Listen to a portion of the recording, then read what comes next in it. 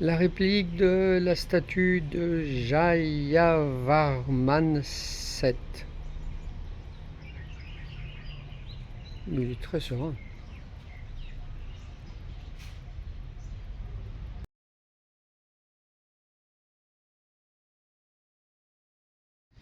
Alors nous sommes dans un temple très ancien, 11e siècle, à la fois bouddhiste et hindouiste.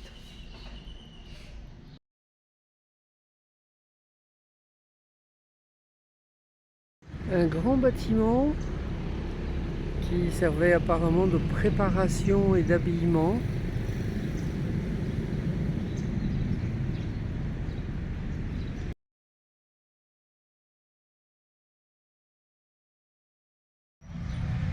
Alors j'aime beaucoup cette construction en pierre, effectivement très énergétique.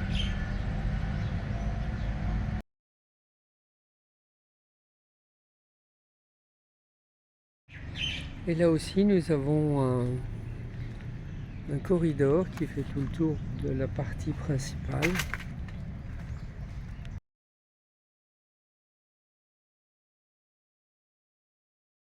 Ce qui me laisse à penser le caractère sacré,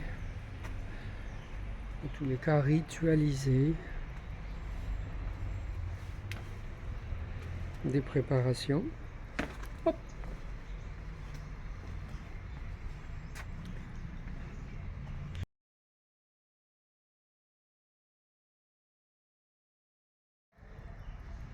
Alors là je sens la magie du lieu, la magie de la préparation, un peu comme de l'avant, avant le retour de la lumière, entre le 21 décembre et le 5 janvier. Ouais.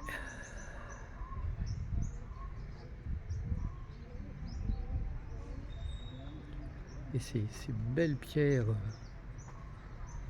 remarquablement empilées.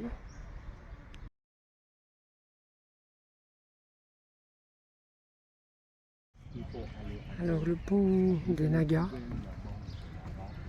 toutes ces divinités protectrices à cette tête, avec une belle déco, bien gardée, voire restaurée.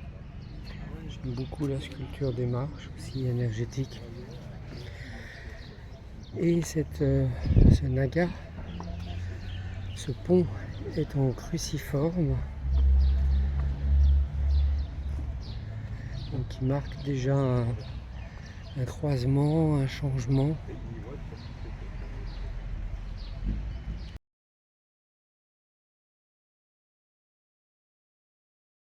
L'entrée ici se ferait par le sud et qui serait vraisemblablement un sud magnétique. Ce qui n'empêche pas le croisement ici, que je sens. Je sens effectivement qu'il y a une confluence ici, ça fait comme un vortex d'énergie qui tourne. Et ça c'est intéressant effectivement. Au lieu que ça se croise au milieu, quoique j'y suis là, ça tourne autour de moi.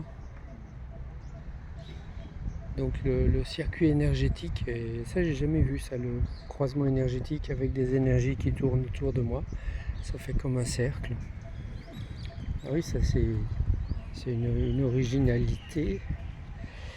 Alors je regarderai dessous d'où ça vient, d'où ça peut venir cette spécificité.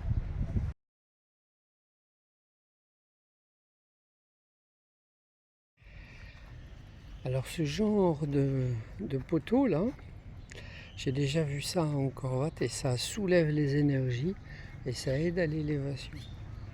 Par contre, s'il y a une construction énergétique à l'intérieur même pour faire ce vortex qui tourne, je la vois pas. Je la vois pas. Je peux la sentir. J'aime beaucoup ces nez de marche là. Superbe.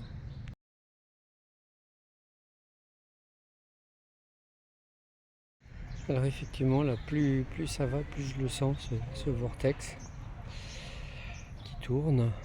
Ça fait comme un nettoyage énergétique, surtout quand je m'arrête ici. Je sens que ça tourne autour de moi, ça monte, ça fait comme une grosse toupie. Et l'axe aussi travaille. C'est impressionnant.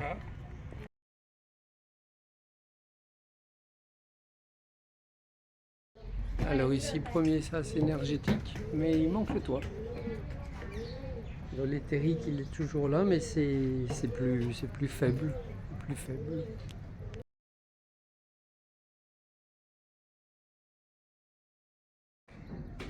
Donc ici, toute une allée de préparation. Hop, je suis passé au bon moment. Avec un grand croisement.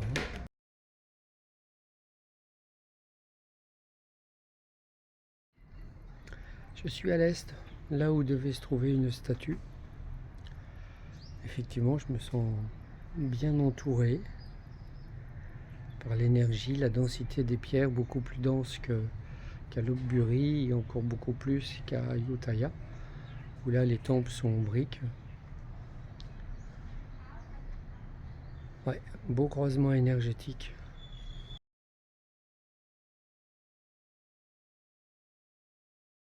L'espace de l'ouest, dense aussi, différemment de l'est. Je le sens à la fois plus sombre et plus profond. Et là, je retrouve les petites colonnes qu'il y a en Korvat. Nous sommes dans les Khmers.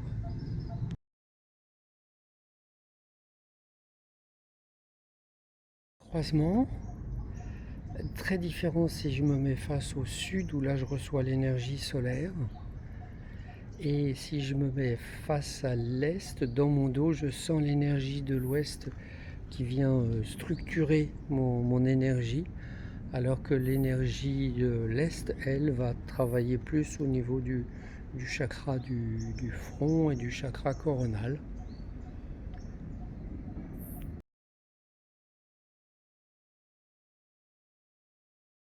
Arrive à la sortie, et donc là il y a une petite descente énergétique. Je sens que ça draine comme s'il y avait une purification. Donc il y a une sorte de nettoyage énergétique mais qui descend au sol. Peut-être de quoi mettre des portes ou des lingams, des statues à fixer. Il y a eu beaucoup de statues.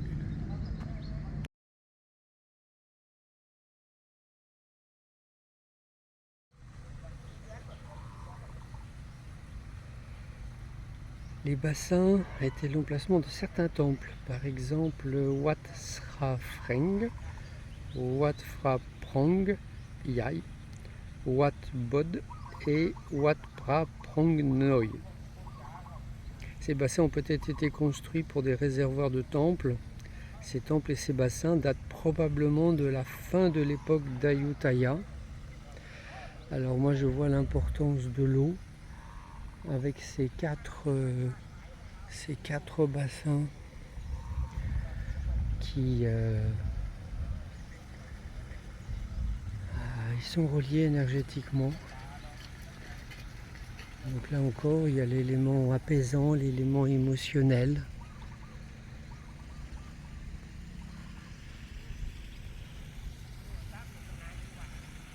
Jusqu'au croisement, l'intersection des diagonales.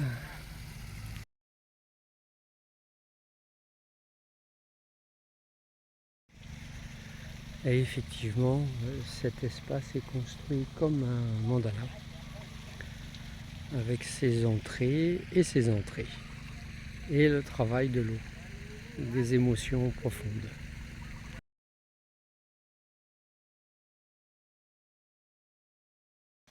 Une coursive encore couverte, protégée.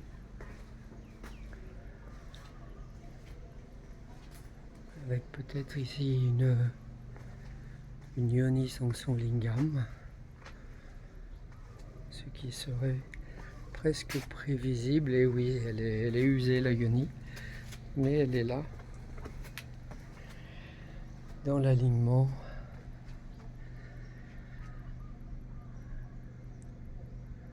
Au croisement des énergies, c'est magique.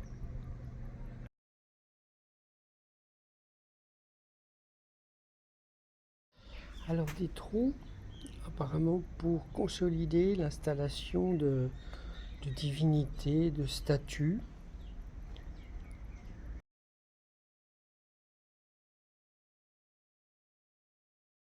J'arrive dans la dernière enceinte et là d'énormes trous, un de chaque côté, qui devait certainement contenir des statues gigantesques de divinités.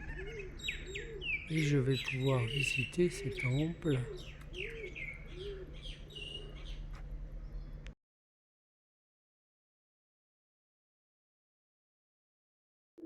Ces pigeons ne respectent vraiment rien avec ce Bouddha sur une yoni bien, j'oserais presque penser moderne. Et le Bouddha est face au nord, ce qui est surprenant.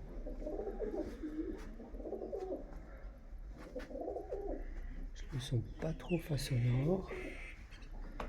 Par contre, il est certainement ancien.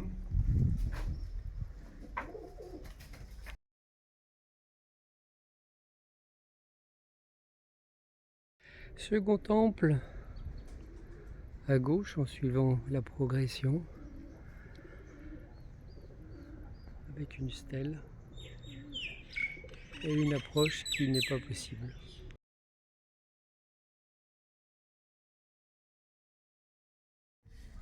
Le sanctuaire hindou qui est soutenu et non visitable.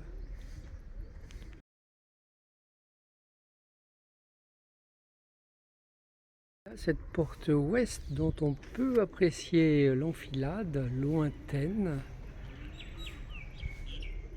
donne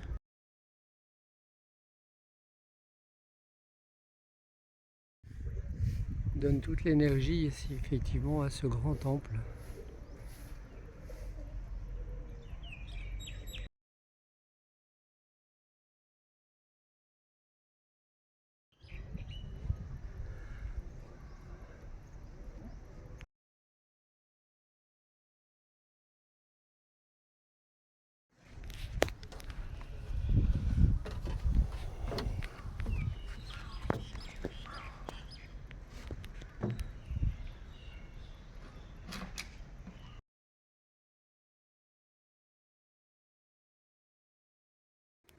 La porte est est dans mon dos,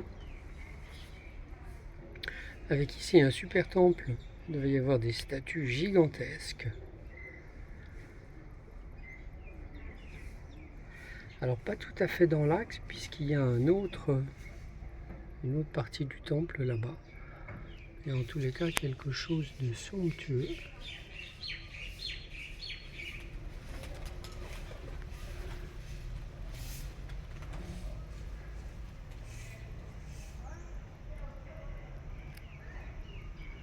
Un bel empilement énergétique.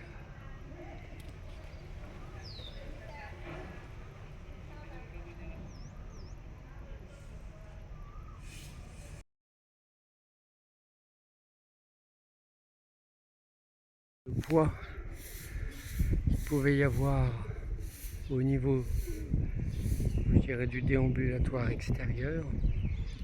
Et en même temps, le fait qu'il y ait ces pierres, ça produit un effet dolmen de densification des énergies tout à fait remarquable, comme par exemple les maisons avec des toitures en lauze épaisse.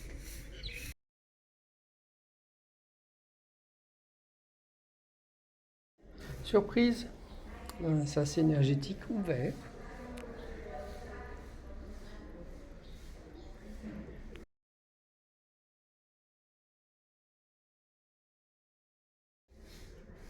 Très belle sculpture, bien conservée. c'est vraiment un temple qui mérite le déplacement. Alors cet espace apparemment bien rénové possède des escaliers secondaires. Et là c'est assez vide en énergie quand je me mets au croisement.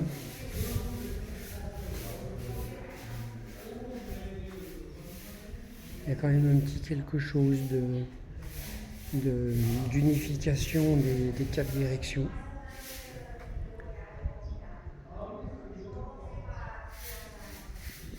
Oui, il y a un petit quelque chose d'unification des quatre directions.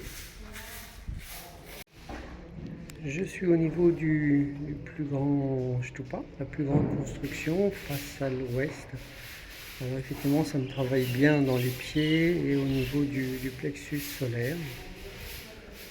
Certainement une initiation de combattant. Et là, je suis face à l'est, donc c'est beaucoup plus lumineux. Effectivement, c'est chakra du front, chakra coronal. Venant du sud, il y a un sas clos avec cette belle fresque. Et ici, nous avons un Bouddha orienté au sud qui est sur une yoni. Il se prend pour un lingam.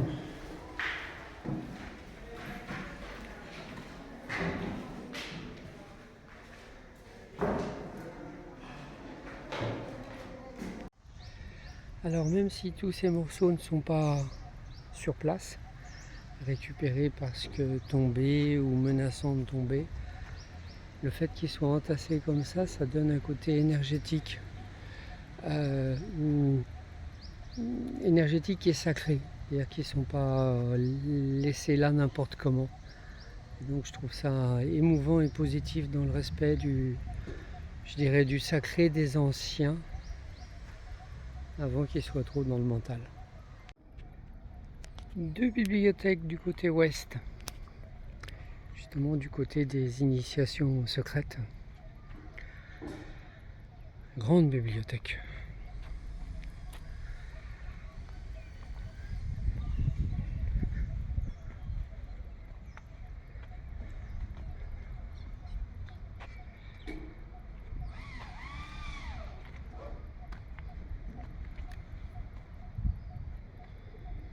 Ah, ça me donne une énergie qui pétille dans mes corps énergétiques.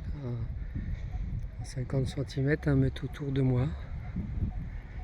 Comme s'il y avait les petites entités des écritures anciennes qui essayaient de me faire passer quelque chose, mais je ne connais pas l'ancien Khmer. Donc il me restera les informations énergétiques. Ce qui est déjà pas mal, avec ce grand bel arbre là.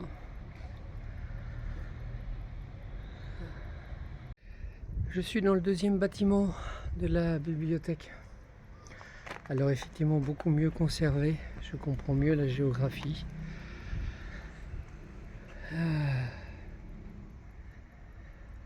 Oui, oui. Quelque chose de sacré au niveau des connaissances.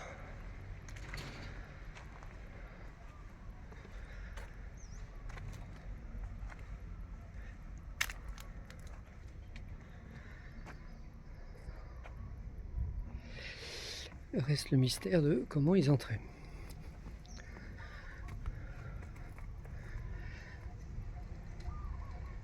C'était peut-être pas fait pour sortir. Alors je sens le même pétillement énergétique.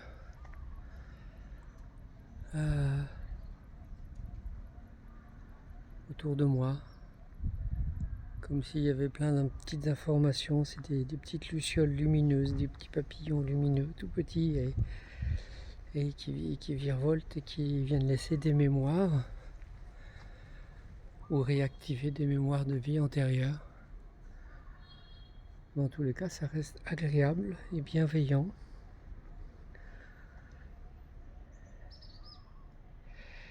Et là par terre, je vois les traces des piliers pour soutenir l'ensemble. Magnifique.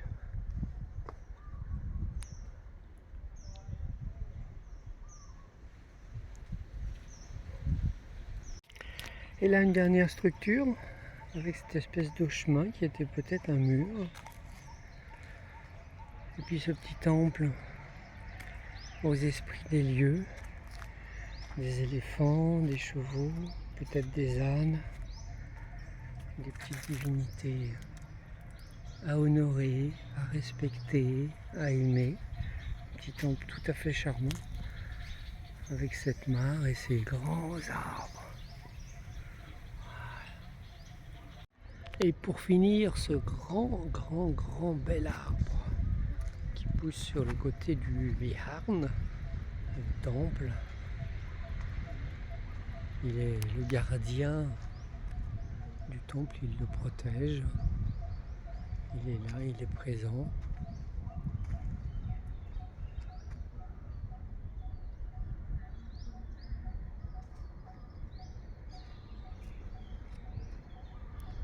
Magnifique puissance.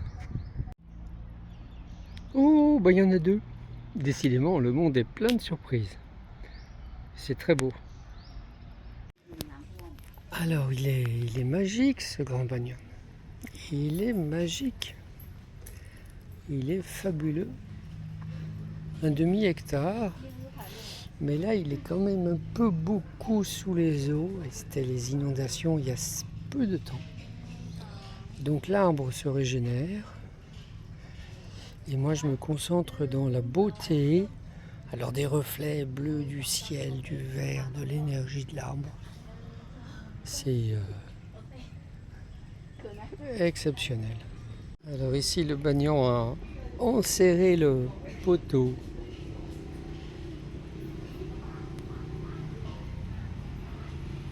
Destiné à le soutenir.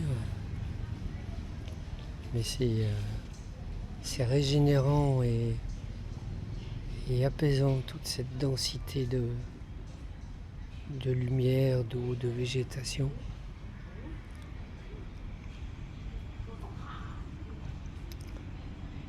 Même si ma balade se limite à 2,50 m. C'est très drôle, c'est très drôle. Mais je respire, ça fait du bien.